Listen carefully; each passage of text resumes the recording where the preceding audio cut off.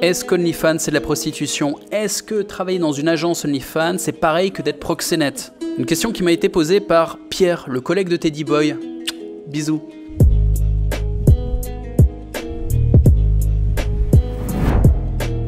Est-ce qu'OnlyFans c'est de la prostitution? Il y a beaucoup de mecs qui culpabilisent et qui ont l'impression d'exploiter des femmes, de leur faire du mal. Non.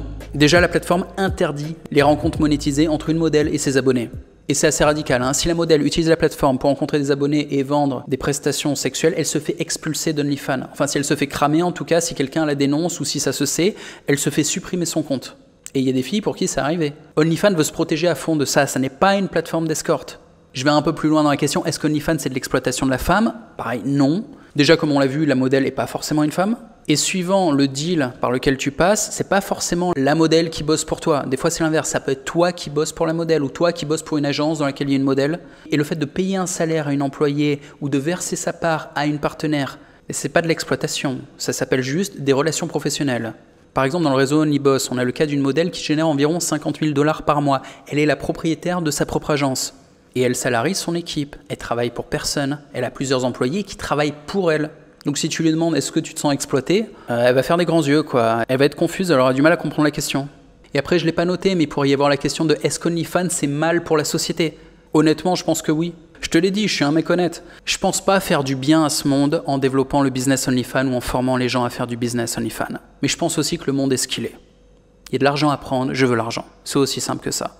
Je pense aussi que j'ai aucune influence sur tout ça. S'il y a des hommes qui abandonnent le combat pour avoir des relations réelles avec des femmes qui puissent voir, toucher, enfin tu vois, la relation sincère. S'il y a de plus en plus d'hommes comme ça, qu'est-ce que j'y peux? Je peux pas les changer ces mecs.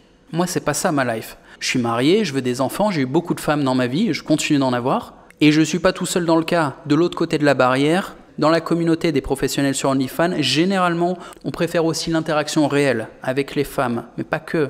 La nourriture réelle, les loisirs réels, les lieux réels. Tu vois, c'est pas un décor en 3D, je suis dans ma villa. Mon steak saignant n'est pas dans la réalité virtuelle, il est au restaurant.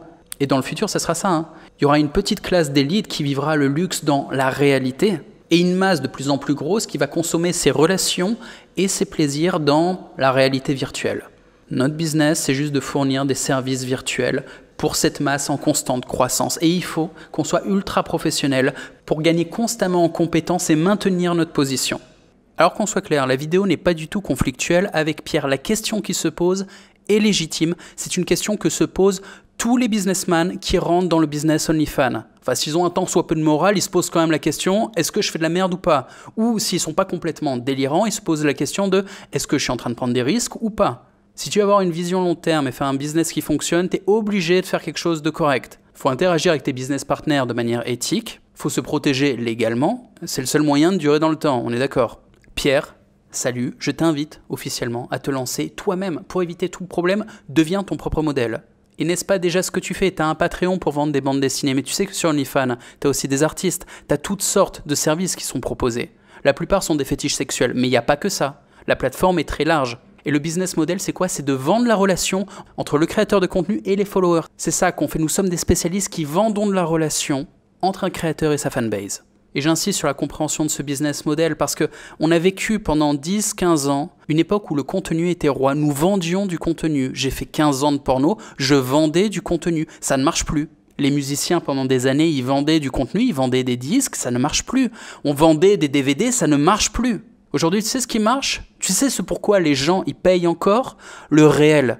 Ce que je te disais dans la vidéo, un steak dans un restaurant, une infirmière qui te tient la main, une jolie fille sur Instagram que tu ne connais pas mais qui t'envoie des messages. La relation ou l'illusion de la relation, d'accord. Dans un monde digital, le monde d'aujourd'hui, c'est ça qui a de la valeur, qui a le plus de valeur, qui devient unique. Un service personnalisé, intime, et tandis que le business va évoluer, ça va ne faire que s'intensifier tout le temps. T'as vu l'évolution de l'intelligence artificielle? Tu crois que les gens perçoivent ça comme de la qualité? Non, ils savent que c'est synthétique, ils savent que c'est faux. Et ils veulent de l'organique, ils veulent du vrai, ils veulent de l'artisanat, ils veulent de l'âme et ils veulent un contact avec le créateur. Ils sont prêts à payer pour et nous devenons les spécialistes de la distribution de ce type de service. J'invite tous ceux que ça intéresse à rejoindre le réseau OnlyBoss. Nous sommes le plus gros réseau francophone spécialisé OnlyFans. Des modules de formation avec des méthodes clés en main pour réussir et gagner de l'argent le plus rapidement dans ce business, ainsi qu'un réseau professionnel pour proposer et recevoir tes services, être à jour des dernières nouveautés.